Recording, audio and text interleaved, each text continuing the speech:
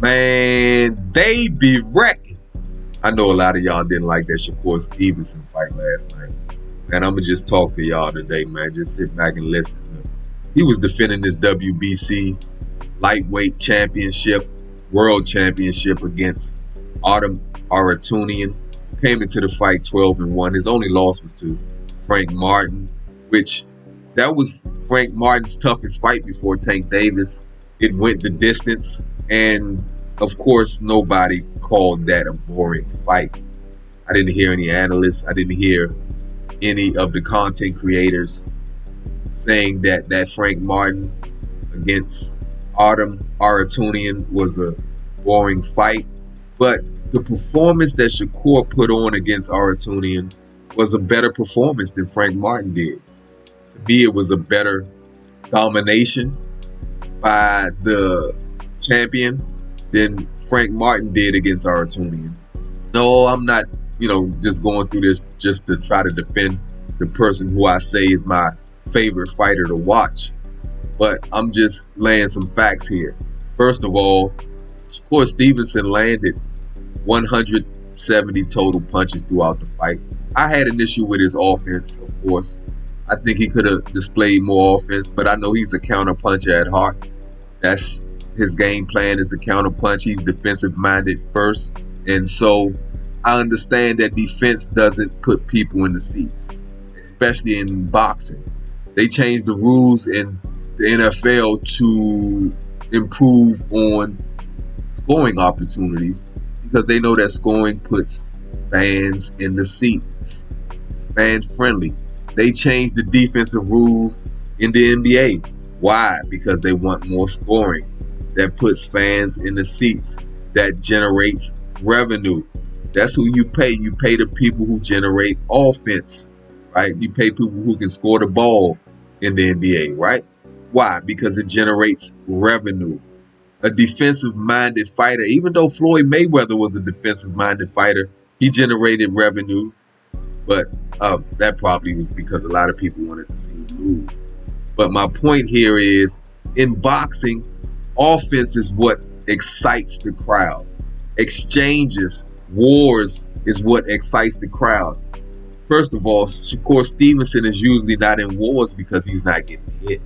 And when you have a fighter that's not hardly getting hit, and then he's not displaying a lot of offense because he's a counterpuncher at heart, a lot of people, a lot of boxers, a lot of fighters who fight Shakur Stevenson is a little more apprehensive with throwing punches because he's like a ghost in the ring. And so because he's able to measure distance impeccably, his opponents only have an average connect percentage of 16%.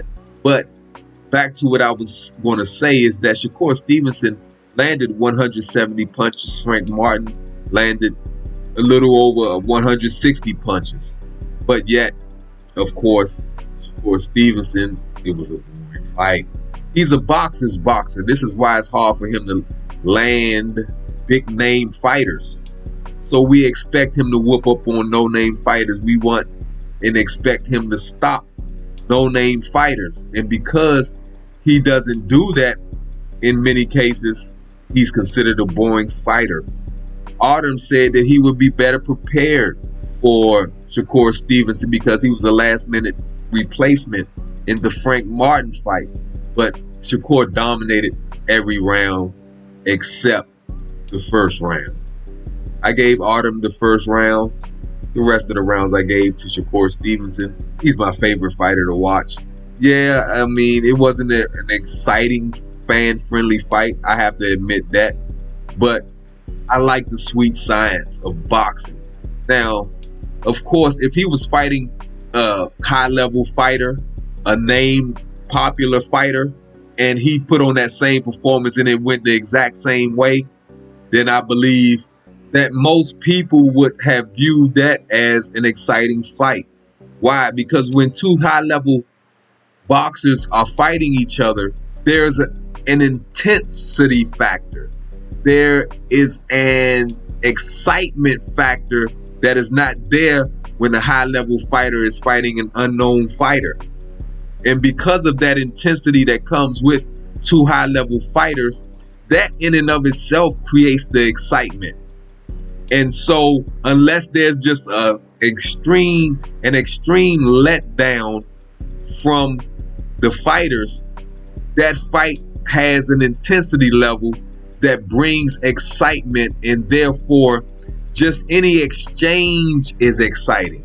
Any punches that are landed are exciting because so many people have their hearts, their emotions invested in these fighters. But when you have a fighter that's there, that's unknown, people don't have emotions invested in the fighter, then what happens is a lot of people expect to see a stoppage or just a complete domination, which I think the fight was, but it wasn't. He didn't hurt Artem. He never seemed to really hurt him. I mean, don't get me wrong, he had him backing up a few times and things of that nature, but he didn't really hurt him. So it wasn't as exciting as people would expect it to be against a non-high level boxer. But there were a few more on the fight card. First of all, man, I said that Robson Conceição was a live dog. I didn't mean that the judges would rob O'Shaquie Foster when I said that Robson Conceição was a live dog. That was a straight robbery, man. I don't know why they did that man like that. He's a counter puncher as well. He's a defensive fighter. Now, O'Shaquie Foster never really came forward in the fight. At least in the Shakur Stevenson fight, he was coming forward. But O'Shaquie Foster was on his back foot most of the fight, but he landed the most effective punches. He hardly got hit last night. He clearly won the fight. Now, I didn't have it as widespread as one of the ESPN analysts had it. I had it like 8 rounds to 4, 7 rounds to 5 at worst. But I had O'Shaquie Foster keeping his belt. He lost his super featherweight belt to Robson Conceição. I think that was a bad look for the judges, and this is one of the reasons why boxing, even though it's coming back, it lost a lot of its luster, because sometimes people have emotions into fighters and they see them get robbed like this. That's not a good thing, man. That's not a good thing for the sport. They need to work on improving that. I don't know where they get these judges from. I don't know what's going on. I don't know if somebody getting paid under the table. I don't know what's going on with that. But that was a clear robbery. Keyshawn Davis fight was a good fight. I see that Baduno was trying to knock him out with every punch. He was trying to knock Keyshawn Davis out with every punch. Keyshawn Davis showed impeccable defense, but he had some offense. I think he could have displayed a little more offense, as Shakur Stevenson could have displayed a little more offense. Davis was connecting with some punches that were eye-catching punches, and I think that's what created the excitement for the fight. So it was a good win for Keyshawn Davis. I'm looking forward to see who he fights next. But Abdullah Mason, the young phenom, the young prospect, I don't know, he's a contender now. He has enough fights where he should be a contender. He dominates the fights. He dominated the fight. He's a slick, fast fighter. He's a patient, mature fighter.